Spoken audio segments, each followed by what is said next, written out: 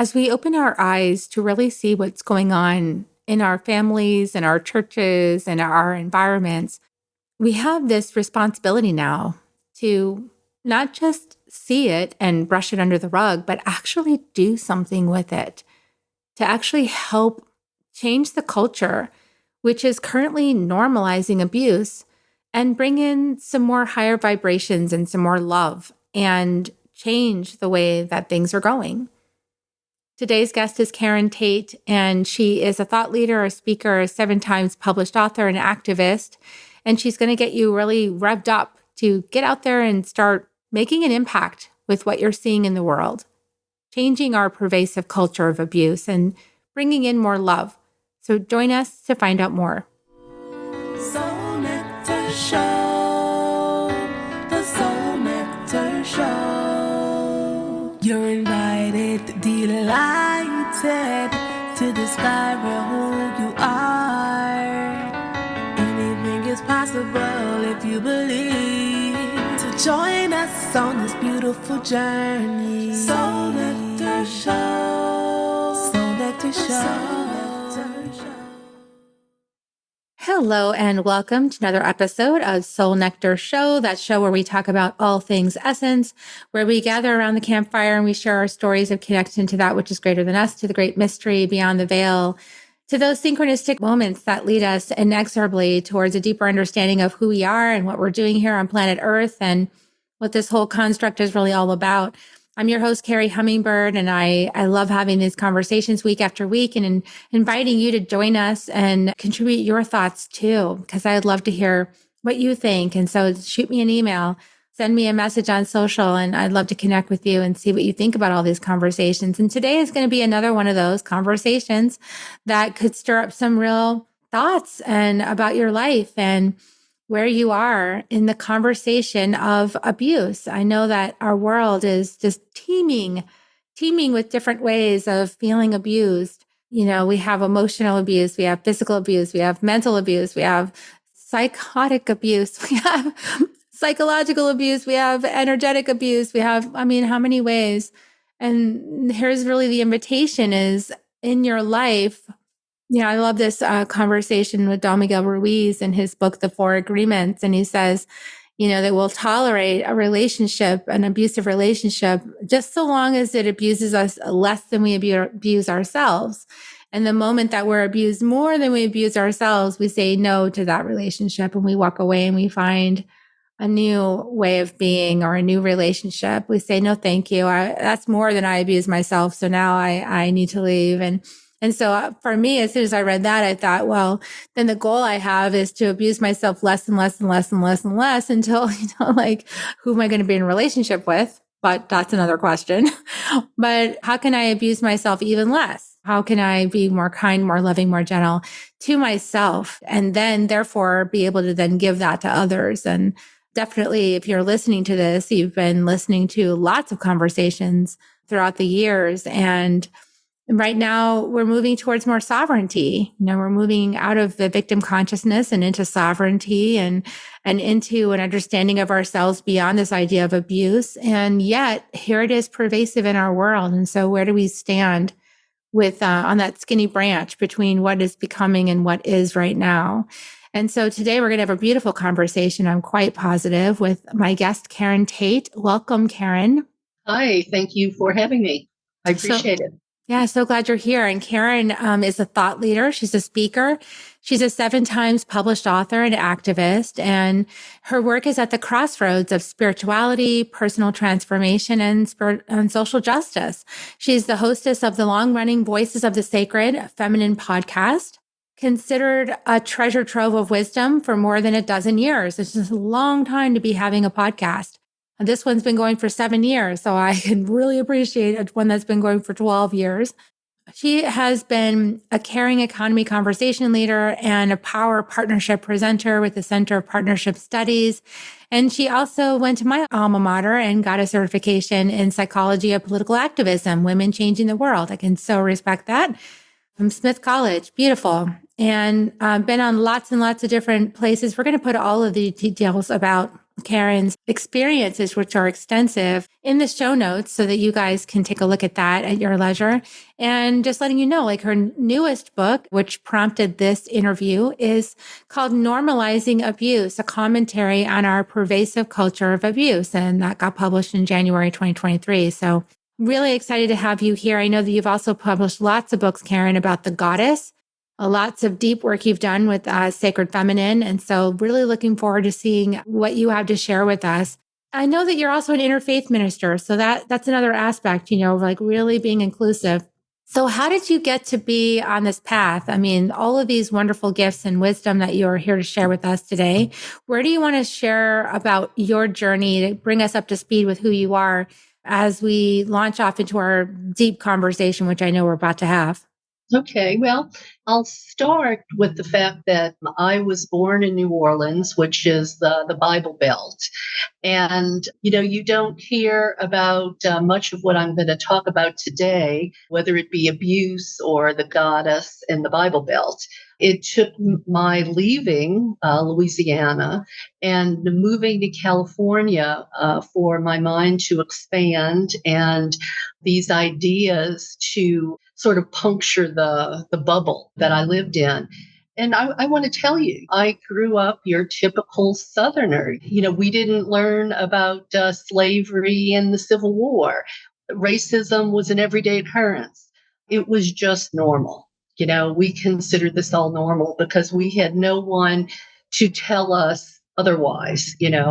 So I'm sharing this as an example that people can really change when they're exposed to new information. But that is so important to be exposed to new information, which I was in California where we moved.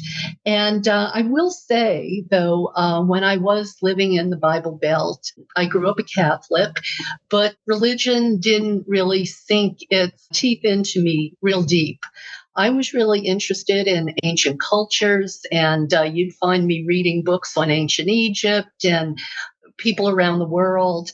And I think that kept the door open for me to, sort of expand my horizons.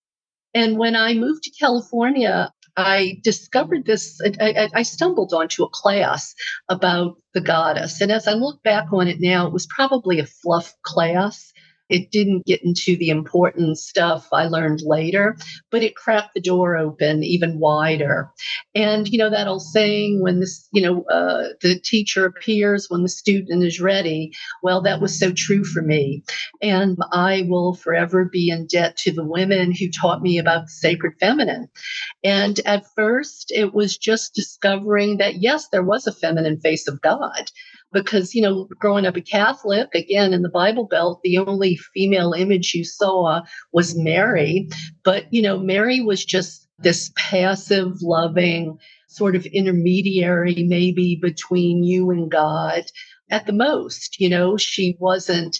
We weren't taught that maybe she was a social justice activist or anything like that, And so I didn't grow up with any female faces of God that could have affected my psyche to the point where maybe I had a better self-esteem. And I realize now when young women grow up with the idea of a feminine face of God, it's a totally different experience for them. They grow up and they're more independent. They have a better set of values about themselves. And so it started there. I just discovered that there was a feminine face of God. And then I realized, well, there was a feminine face of God all around the world, and for thousands and thousands of years. So I just did a really deep dive and really educated myself. And then before you know it, I married my passion for travel with this new passion of the sacred feminine. And my husband and I traveled across 5 continents visiting sacred sites of goddess. A lot of them were not in travel books. We had to find them ourselves. But it really changed my life to stand in these sacred sites. Sometimes it was an archaeological site. Sometimes it was a museum that housed all her artifacts. Sometimes it was a place where a church had been built on top of her temple. Sometimes it was a sacred grove. but it meant so much to me to actually stand in these sacred places where goddess had been revered so many years ago, and in many cases is still revered today. So that was sort of a little bit of the background. And then I started understanding goddess as more than just a deity that people look to and maybe pray to, like I learned to pray to, the male god. And I started understanding her as a role model for women. And then I understood her as a set of values. And it became this big umbrella that so much fit under. And as I learned more and more, I became a social justice activist with, sort of goddess as that parallel track, because in my mind, so many of the values and ideals of the sacred feminine are what we need to manifest a new normal and change the world. Yeah, the new normal and change the world. The feminine archetypes and the feminine energies, really important to bring those forward at this time. We've kind of reached the end of the efficacy of simply going by the male energies, right? The penetration energies, the thrusting, the logic based, the mind based, all of those forward hoe energies. Like now it's like, why don't we stop and review? Yeah. And I mean, I learned that, we live in patriarchy. And I mean, it wasn't even a word that entered my psyche when I lived in the South. And then you learn that, well, the four legs of the stool of patriarchy or capitalism, racism, sexism, environmental exploitation. You realize how we have grown up to obey male authority. And what does that do for women except, make them secondary, less than, their lives restricted? And, it feels like as I've been doing my podcast over the years, it was interesting. I was going through a lot of the old shows recently to save them. And 10 years ago, we were still talking about the same topics, but in some cases, the situation has gotten worse. We haven't done a lot of steps forward, but we have done some steps back. But I think, more people are starting to awaken to the idea that we are normalizing way too much abuse in our society. But some people are still, they're not aware of it. I mean, I've talked to women's circles and we'll bring up abuse and exploitation and they'll say, well, I don't have any of that in my life. And we'll go, well, what about, oh, yeah, yeah. We've just become so numb and in denial. I think we've buffered ourselves from reality and the horrors of the trauma simply to survive. I mean, I had one person who contributed to my book, and one of her quotes is, "We endure abuse to survive." And I think that's still the case for many of us. And, it was really a deep dive for me to do this book, Normalizing Abuse, because by this point in my life, I considered myself a social justice activist. And my husband and I went through some personal trauma because prior to our personal trauma, I thought I was mostly talking about other people, but he fell and hit his head and incurred a brain injury. I was assaulted by someone wielding a stun gun. And what we went through during the course of our healing and just reflection during that period, it really opened my eyes to this abuse and exploitation on so many other levels that I had even stuffed in my own head, things that happened in my own life. And I think we all do it. And so much of what's going on around us, we don't even recognize as abuse and exploitation, So I don't know how much you want to go into that, but I mean, it's simply all around us and we don't even see it anymore. It's like a fish swimming in water that they don't see. And I think until we actually raise our awareness and start to push back against this, it's going to continue. We have to, I think, have some much firmer boundaries in our lives than we actually do. We've tolerated an awful lot that we really shouldn't be tolerating. Yeah, I mean, my window into this denial space is the conversations I have with my friend Kertrice about racism and about dismantling racism and how a lot of people are kind of ostrich in the sand. Like, I don't really want to look at that. I don't, it's over. It was done 100 years ago. So I don't need to talk about that, or it's not happening now. And it's really a lot of denial, because as soon as you have black skin, you realize it's still happening. It's happening a certain place. It's happening all over the place in some degree or another. So in order to change that, we have to be able to educate ourselves. And so, what we're not aware of, we don't change, right? We only change what we're aware of. As soon as we become aware of something, now we have the awareness. And so I've actually spoken with people even who are African-American and are Christian. And they're like, I don't want to know anything about that. And that's because they know that the minute they know it, they're going to be aware of it. And once you're aware of it, you got to do something with it, because once you know better, you got to do better. And so I think a lot of people are in the game of, I don't know anything, like, don't tell me. I don't want to know. It's more comfortable, right? It makes it easier for us to sit on the couch. I was teaching a class, Cakes for the Queen of Heaven. It's a Unitarian Universalist class. And what you just said actually came up in the class. We took a break, and this young woman came up to me in tears and said, Karen, I know everything you're saying to me is accurate and true. She said, but I just can't listen to it anymore. She said, because I know if I try to make any changes in my life, I'm going to be going up against my parents, my husband, my in-laws. She said, and it's painful for me to hear this. She said, I really just have to go. And of course, I blessed her and wished her well, but I know she could not unhear what she heard. And I think about her often and wonder, what small changes she might have been able to make moving forward, because we can't just jump in and turn our life upside down oftentimes. But the first step is being willing to look at it and not be in denial. And then we can start planning some strategies. I know when I was writing the book, the Normalizing Abuse book, I actually put a call out to people to tell me some of their experiences of abuse in the workplace, in academia, in religion, in society and culture, family and friends, corporations, all of these different aspects of society, because all of those are covered in the book to a certain degree. And I think the ones that came up the most often was abuse in the workplace and abuse by friends and family. And I think those, to a certain extent, especially friends and family, those are the most insidious, because we trust those people to have our back. And so often they maybe don't have our back.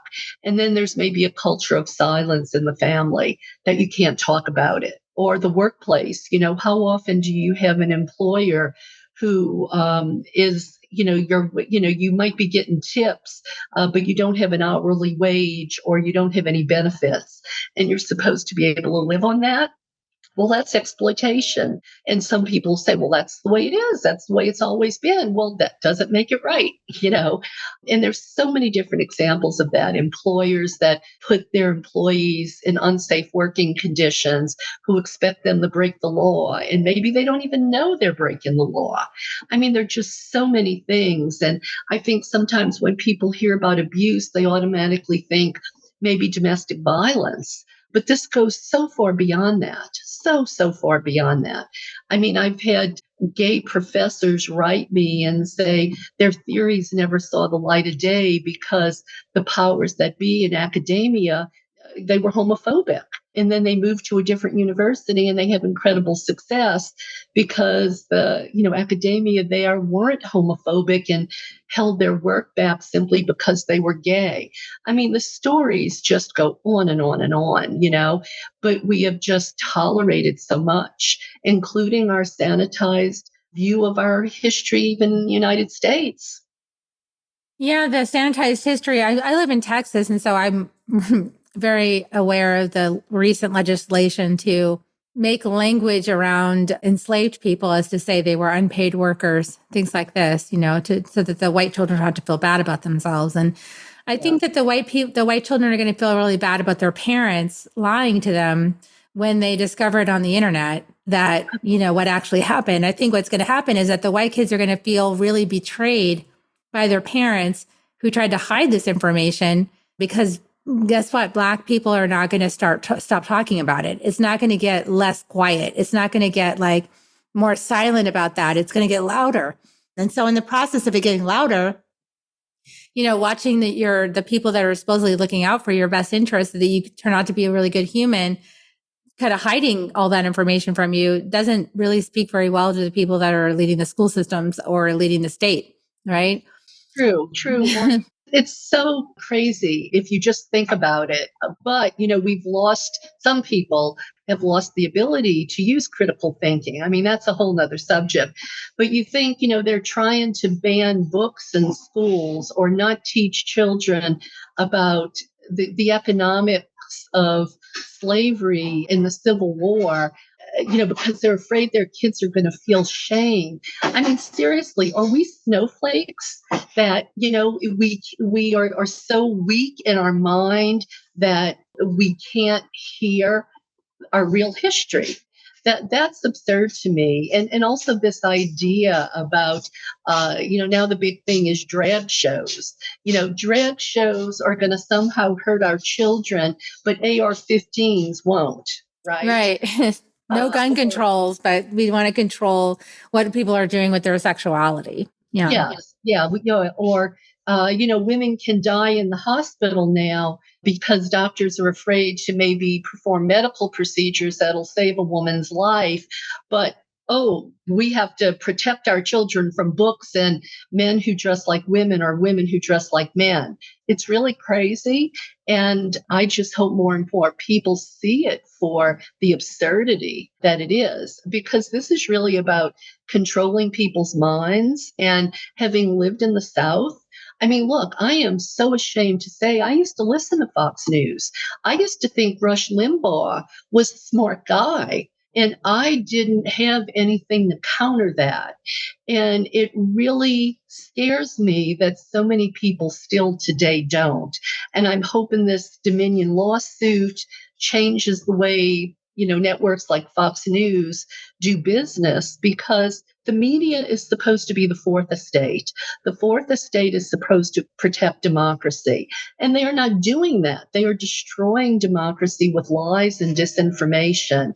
And I can only hope that all of this that's coming to light right now, more and more people get access to it so they can also say, wait a minute, this doesn't sound right, and give them a chance to hear the other side and make the changes that are necessary to be a functioning and aware member of society, to make the world a better place, not a worse place. What you're actually pointing to is kind of a systemic cultural gaslighting. And so how do you help somebody to find their way through all that gaslighting when they've been systematically disempowered from accessing their intuitive powers and not trusting any of their own intuition or what their body's telling them? They've been trained to not trust that and to think that that is from like the devil or something like that. And so how do you actually wake people up to the gaslighting when the tool that they would use in order to detect the gaslighting has also been made afraid of that tool, which is their body, which is their intuitive power? What do you say to that? How do we help people?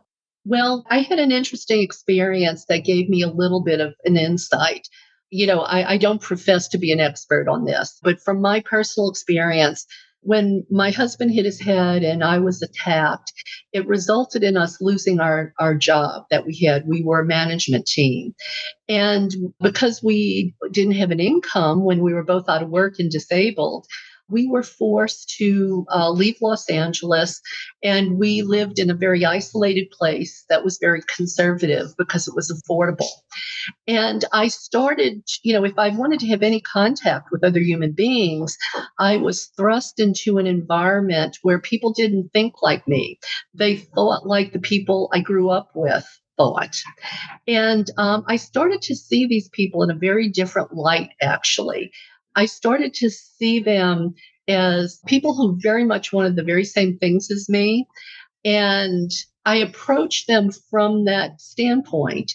And what started to happen was, trust began to be developed, one on one almost. And I didn't at first reveal everything about who I was, but slowly I did. Now, I'm not saying that opened, up a lot of doors, but on a one to one basis, I think sometimes we can make headway.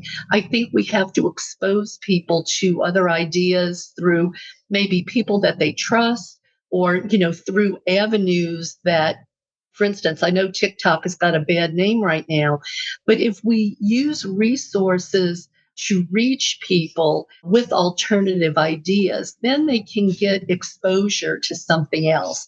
And I know some of these more conservative people would have conversations with me, and I could see they had aha moments. And I think that's really what we have to do. We have to look for ways like your show and my show to try to reach out and get this message to people and pierce their bubbles.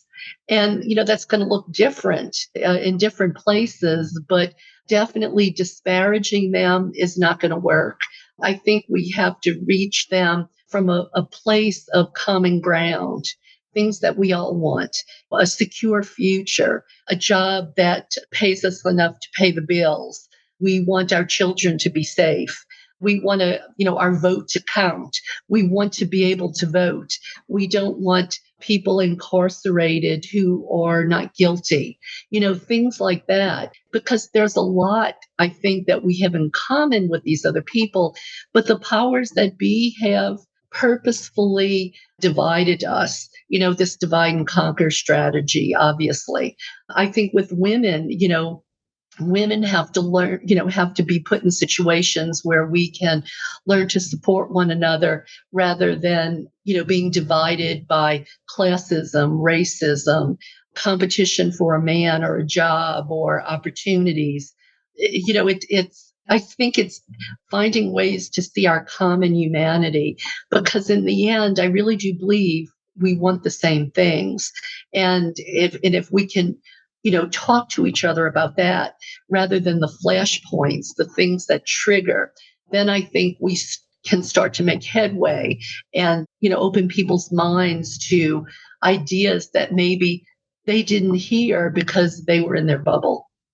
Yeah. And because they're in the bubble, right? And we're all in our own version of that bubble, we're not really aware, let's say, that something's abusive. Like we might just, it's like you said, it's normalized. We're not aware that it's actually something abusive because we're in a overall mentality that dismisses people and, isn't a very heart open space. Maybe if we all had a chance to go spend a couple of weeks with a really heart open spiritual center with a lot of other yogis and people like that, and we all suddenly had this experience of being loved and cared about, we would then all of a sudden realize, oh my gosh, like this is love, this is care.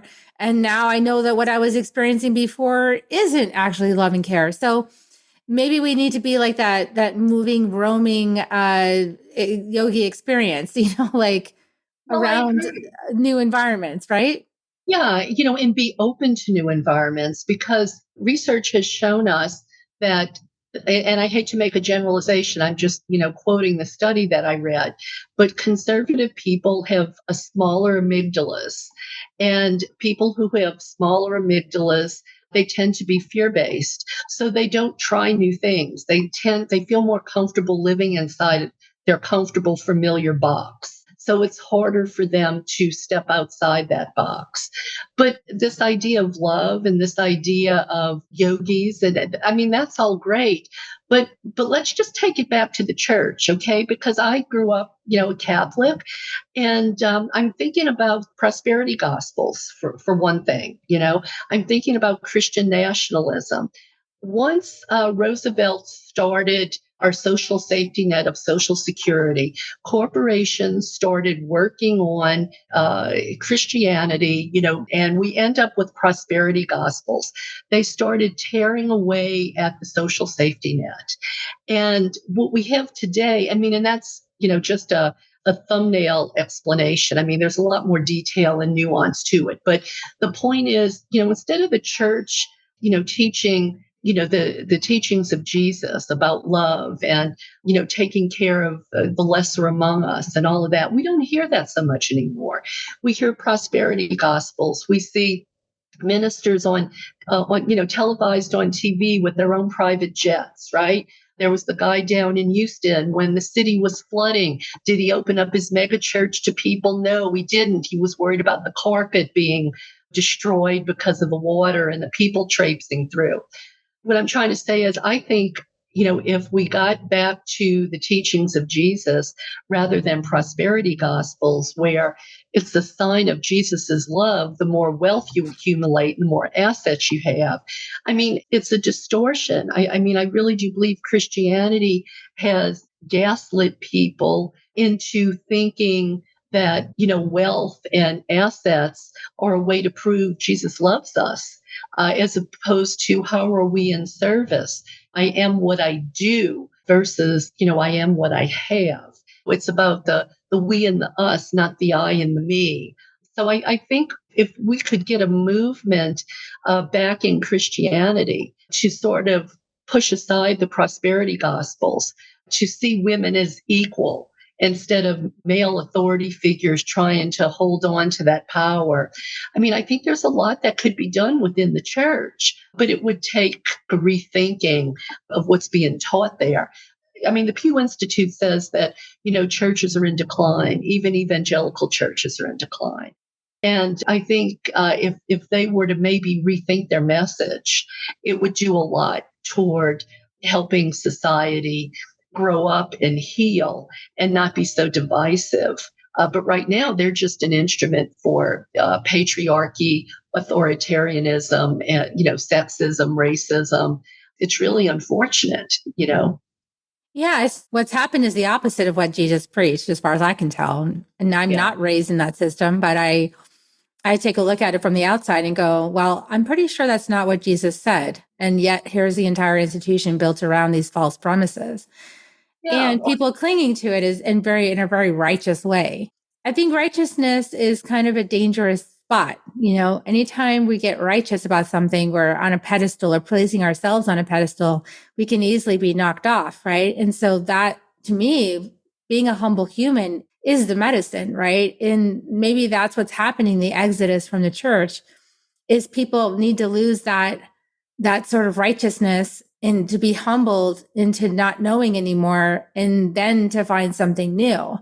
And then once you don't know the answers to everything, you get to learn. That's the beauty of not knowing, right? Is to be in the void of not knowing and to be in that uncomfortable spot of, I'm not really sure what's true anymore.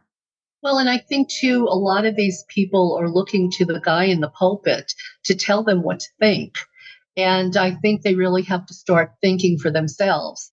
Because, there's an awful lot of guys in the pulpit who we often find are, abusing children, maybe abusing women or men or young men in their communities. And what happens? It's unfortunate. What happens when they're found out? We'll find that maybe that there were enablers in the church that knew about it all along, that didn't do anything about it. Or we find that the community, in so many cases, will stand behind the priest or the minister and victimize the victim. We really have to look at so many of these things, because this idea of male authority being absolute, it's done so much damage. Like right now, I think there is a movement afoot to look into Jeffrey Epstein's enablers, and the banks that knew that the money that was being funneled through Jeffrey Epstein, that, some of those banks knew about what he was doing. And Weinstein, at least, Weinstein is in jail now. Epstein was in jail. We're making smaller steps toward, I think, holding people accountable. But there's so much more accountability, I think, that needs to be had. There's so many people have gotten away with so much and still do at the expense of others, whether we're talking about, corporations or government or the media or just normal in society and culture. I think we have to find the moral courage to not wear blinders. And if we have the opportunity to say something, speak truth to power. Yeah. And so is this part of what you're talking about in your new book and normalizing abuse? Is this the range of topics that you're addressing inside the book? It is, and I actually start the foreword is by Matthew Fox, and I don't know if your listeners will know Matthew Fox. He was excommunicated from the Vatican decades ago. He's still a minister today. He is out there. He's been speaking truth to power for decades. He wrote the foreword, and I start off actually talking about my own life and how I realized in my first Saturn return it was about changing and transforming the external elements of my life. And at my second Saturn return, as I was going through this reflection period when I was recovering from the stun gun incident and helping my husband recover from his brain injury, the second Saturn return was more of an internal transformation. And I start the book out explaining that I was wearing blinders to a lot of things that happened in my life. And I talk about that.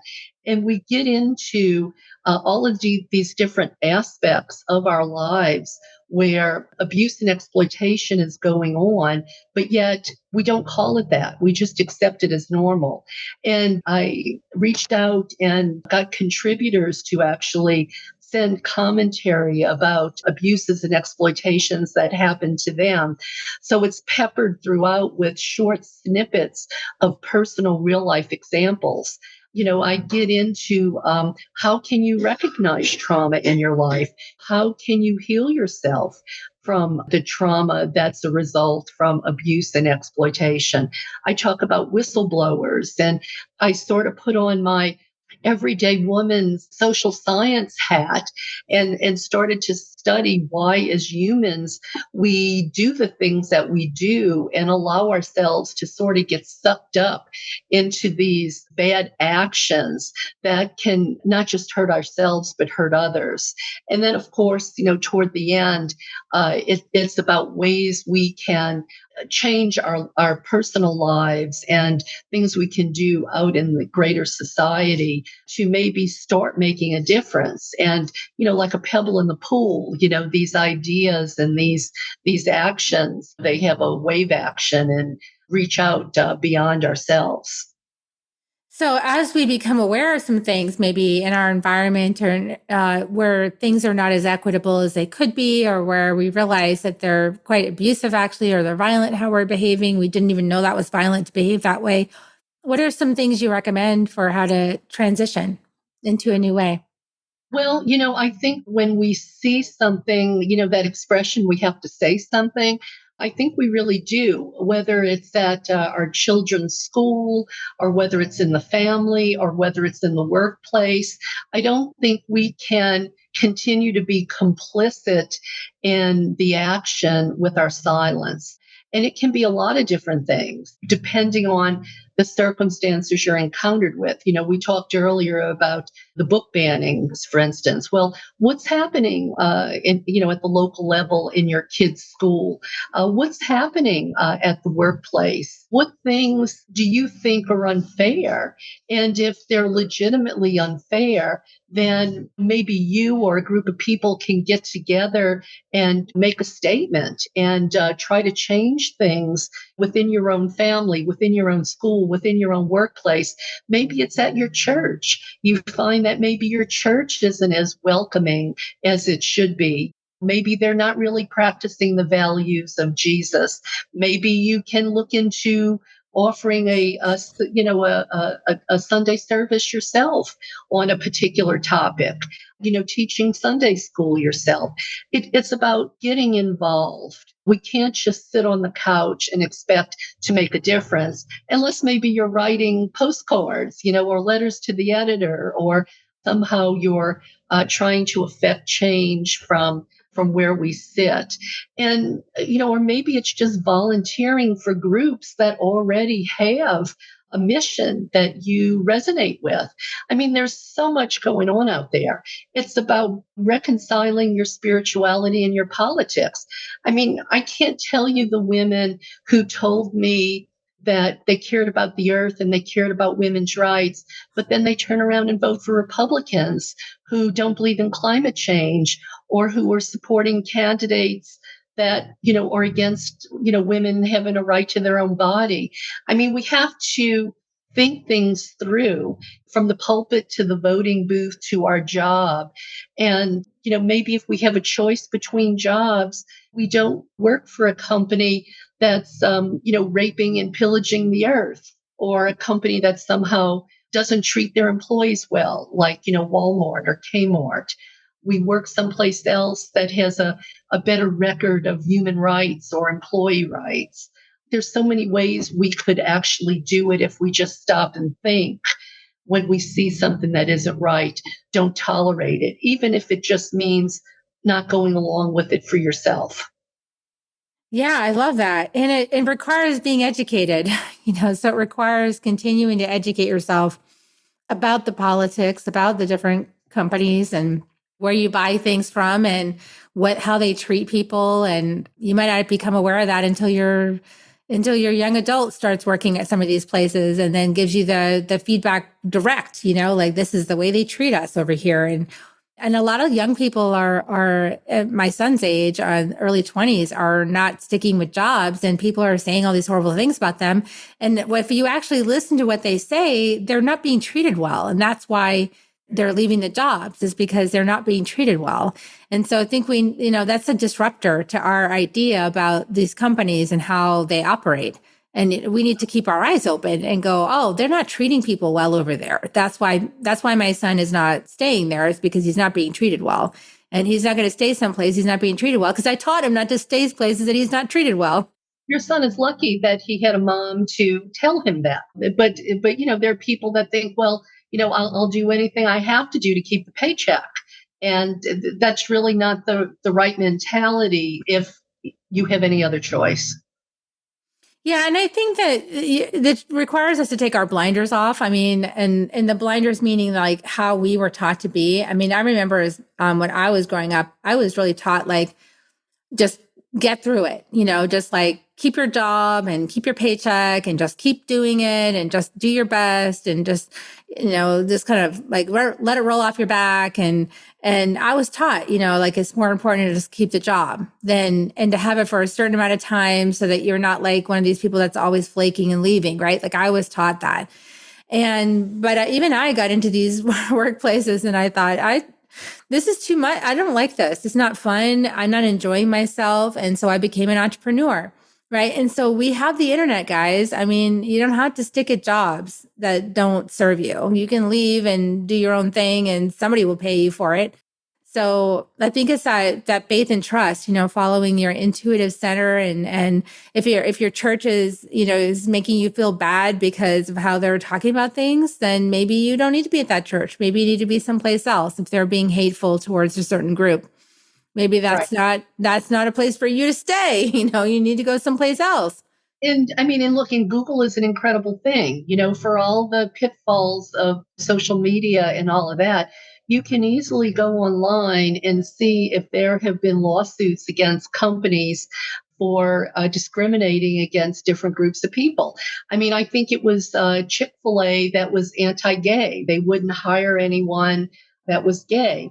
There are apps that you can go online, and as you're walking through the grocery store, if you don't want to support corporations that give all of their money to, say, Republicans or Democrats, whichever way, you can decide, well, I'm not going to buy this brand because they give to the political party that I'm against. Or I remember when the Koch brothers were a big name in media because they were using all of their money to influence politics. These apps were out there and you could see all the products that the Koch brothers created in the grocery store, and you could actually hurt them in their pocketbook. Or I remember one of the Fox News, one of their big commentators got kicked off the air because people started writing the advertisers and didn't want them advertising on Fox News during this guy's show. And he ended up he hurt Fox's bottom line and he was costing him too much money with paying hush money and all of that sort of stuff. We ended up getting rid of this guy on Fox News because people out there letter writing campaign to the advertisers of the show. I mean, imagine now that all of this has come out, that Fox News knew that the election wasn't stolen. Imagine if everybody wrote the people who advertise at Fox and say, I'm no longer going to buy your product if you keep advertising with Fox. Because a media company should not be allowed to put out disinformation that destroys the country. I mean, it's that simple. I mean, and it's amazing to me that some people could think that that's okay, that they could be allowed to lie and misinform the vast majority of people in the United States, and there be no accountability for that. Yeah, I think that your main thrust here through the whole conversation is accountability. And I think that's definitely what we've lost a lot of is accountability. And that's because accountability is uncomfortable. You have to actually keep educating yourself. You have to stay on top of things. You have to listen. You have to be willing to have conversations you don't want to have. You have to do uncomfortable things like stop using brands you like because you don't want to support their politics. I mean, there's a lot but you have to decide what's more important to you, right? Yeah. What's the most important thing? Do you want to have an empowered world where everybody has equity? I mean, what's your value system? And once you know your value system, and everybody listening to me on this broadcast, I mean, we're pretty much all agreeing. The value system is equity, right? The value system is the planet. And what's good for the planet is what we want to do. These are things where, we need to actually be holding things like people accountable and brands accountable. And we actually need to actually speak our truth and get aligned and take action to support that. Well, and you can look at my advice from the standpoint of look at all the things we can actually do. Yeah, there's a lot of things and companies don't like bad press. That's the wonderful thing about companies is they don't like bad press, and neither do politicians. So, if you start actually digging in with a little bad press, then you might actually change some behaviors. Well, yeah. And I mean, just on the news today, you had millions of people out in the street over the last few weeks in Israel. They're fighting against their government who wants to change laws that would make it so that the leader of the country would control the judicial system. And they know that will lead to the end of their democracy. There's millions of people out in the street. There's millions of people out in the street in Paris and different places in France because the government wants to raise the retirement age. I mean, there are more of us than there are of them. And instead of letting ourselves be divided by race, by gender, by religion, we really ought to be holding the people that really need to be held accountable, rather than continuing to let them divide and conquer us, because we will be the losers. I mean, in the United States right now, there are 300 people who have as much wealth as the rest of us in the whole entire country. I mean, let that sink in for a minute. That's obscene. That's obscene. And and my new mantra is a traumatized nation elects abusers to office. A traumatized nation elects abusers to office. And we look around at some of the people who are in office right now or want to be in office again. I think it's like a litmus test for where we are as a nation, because I think we are traumatized. We've been through a lot. You think back, we went through 9/11. We went through, the pandemic. We went through 4 years of Trump, and every day something new on Twitter. We are a traumatized nation. We've had an economic collapse. Wages have not kept up with the cost of living. Some people are still making $7 an hour minimum wage. $7 an hour, and we can't get that raised. We were looking at guns. We talked about that before. They're worried about banning books and drag shows, but not AR-15s that can blow a person's body to smithereens to the point where they're unrecognizable. It's just crazy. And we really just need to heal ourselves, self-care, and then volunteer wherever we can in the area that is our biggest passion. I think, and really try to make a difference. Beautiful. So everyone, let's take a nice deep breath for that. That's a lot. Take a breath. We make a lot of different decisions when we're grounded, we're present, we're safe. We make a lot of different decisions from that sacred feminine space, actually, from that beautiful inner womb space that connected with the planet, Mother Earth, beautiful Mother Earth, can show us the way through all of this mayhem and chaos and turbulence and all that. That is it, isn't it? I mean, it's the sacred feminine and her values that some would try to convince us are weak, but they aren't. It's about generosity, it's about gratitude, it's about compassion, it's about empathy, it's about our intuition, it's about equality, it's about justice, having healthy boundaries, all of these things that are the sacred feminine. I believe it's also about being in service rather than greed. I mean, you look at the goddess, the Inuit goddess. I'm trying to think of her name right now. Sedna. Thank you. Sedna. I look at her as the environmental goddess. Her myth is, she is the gatekeeper of the animals of the sea. And she allows man to utilize the animals of the sea for food, their blubber for oil, maybe their bones for tools. But if man gets greedy and takes more than they need, she cuts him off and she says no more. So hers is a great myth to teach us about greed. The goddess Isis, you look at Isis, and it is by Isis that the Pharaoh has the authority to rule. And you'll see these inscriptions on temple walls where you see Isis with the goddess Ma'at in her hand, and she's handing Ma'at to the Pharaoh. And she's saying, yes, I will give you the right to rule, but you will rule using the ideals and the values of Ma'at, which are basically social justice. And we have all of these goddesses that can show us the way, that are beacons for right action and, personal transformation. The goddess Sekhmet, the lion-headed Egyptian goddess, I look to her for strength, for courage, for tenacity. I ignore the myth that's out there about her because I think where she becomes a mercenary for her father Ra is really just patriarchal propaganda. And you look at the fact that she is a mother and she is a healer and she is, her son is the patron of doctors. Her consort is the god of builders, of creation.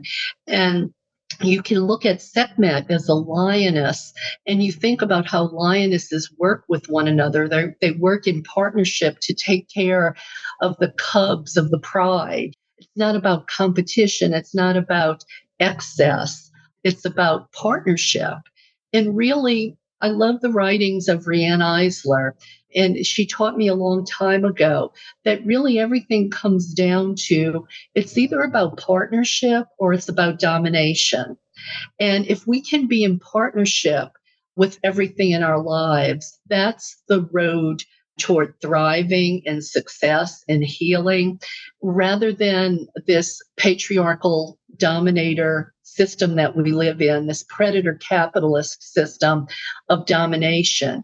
And I think no matter what the circumstance is, if we look at it and we say, is this about partnership? Is this creating win-win situations for everybody? Or is this about domination where it's about winners and losers rather than win-win situations? Then I think we can very quickly see, is this a good thing or is this a bad thing? Should I support this or should I not support this? Beautiful. Beautiful. Good strategy for determining the efficacy of different choices that need to be made.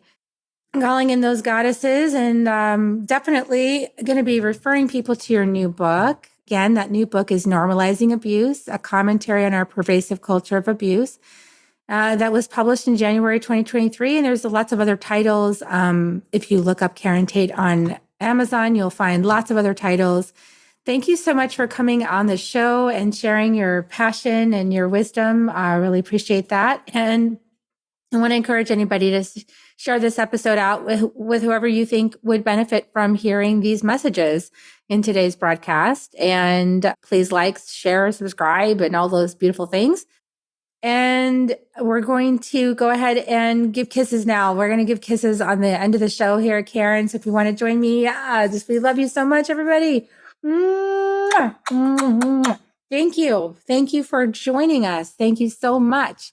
And thank you for having me. I appreciate the opportunity to talk to your listeners. Absolutely. So glad that you're doing the work you're doing. And thanks to everybody for listening all the way to the end, and share it out. And we'll see you next week on Soul Nectar Show. Bye for now, everyone. If you found even one gold nugget in this episode of Soul Nectar Show, will you do us a favor? Will you subscribe, like, and share this episode? Maybe even write a comment and let us know what you thought about it. We really, really want to engage with you at a much deeper level. Let's be part of community together. Have a great week, everyone. Bye for now. To dive in deeper to nourishing conversation, visit soulnectar.show. Soul Nectar Show. Awaken away to the show. Take a sip from the drip of nectar from the source of